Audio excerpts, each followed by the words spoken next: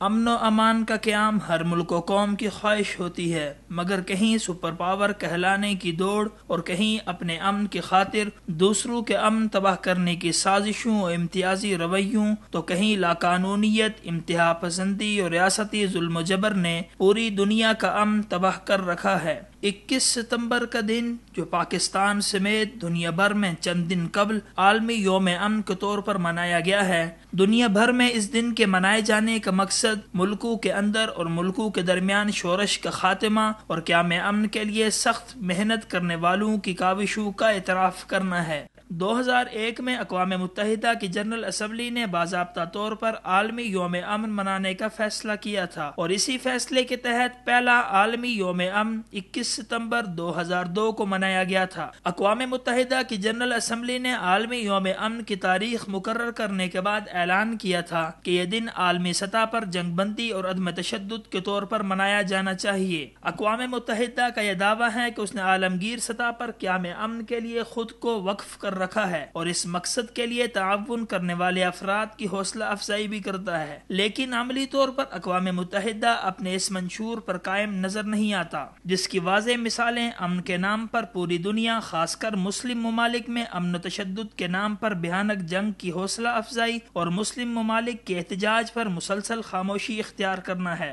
2001 میں دنیا بھر کا امن تباہ کرتے ہوئے امریکہ اور اس کے اتحادی ممالک نے افغانستان پر حملہ کر کے لاکھوں انسانوں کو امن کے نام پر لقمہ اجل بنا دیا تھا۔ اسی طرح عراق میں امن کے نام پر لاکھوں انسان جنگ کی بھینٹ چڑھا دیے گئے ہیں۔ دوسری جانب شام، فلسطین، کشمیر، برما، صومالیہ، پاکستان اور ہندوستان میں امن کے نام پر تشدد کو فروغ دینے میں اقوام متحدہ کا کردار نظر انداز نہیں کیا جا سکتا۔ دوسری طرف اس بات میں بھی کوئی شک نہیں ہے کہ دہشت گردی کے خاتمے میں پاکستان کا کردار واضح رہا ہے، مگر صد افسوس کہ امریکہ، بھارت اور ایران نے پاکستان کی قیام امن کی کوششوں کو سراہنے کے بجائے ہمیشہ تنقید ہی کا نشانہ بنایا ہے۔ اہل پاکستان دنیا بھر کو یہ پیغام دینا چاہتے ہیں کہ مسلمان دہشت گرد نہیں ہے، اسی طرح پاکستانی بھی دہشت گرد نہیں، بلکہ ہم خود دہشت گردی کے شکار ہیں۔ خدا را اقوام متحدہ اور ترقی یافتہ ممالک ہمارے ساتھ امتیازی سلوک روا نہ رکھیں۔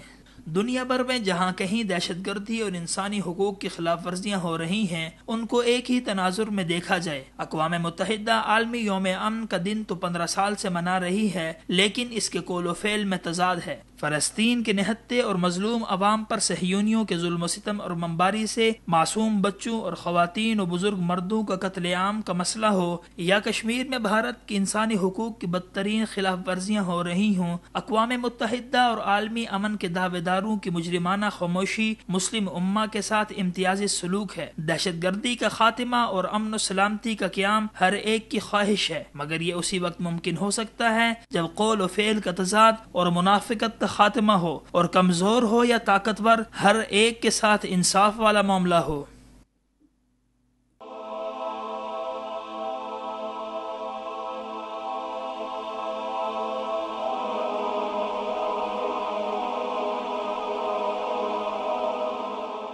ایمان کی کرن،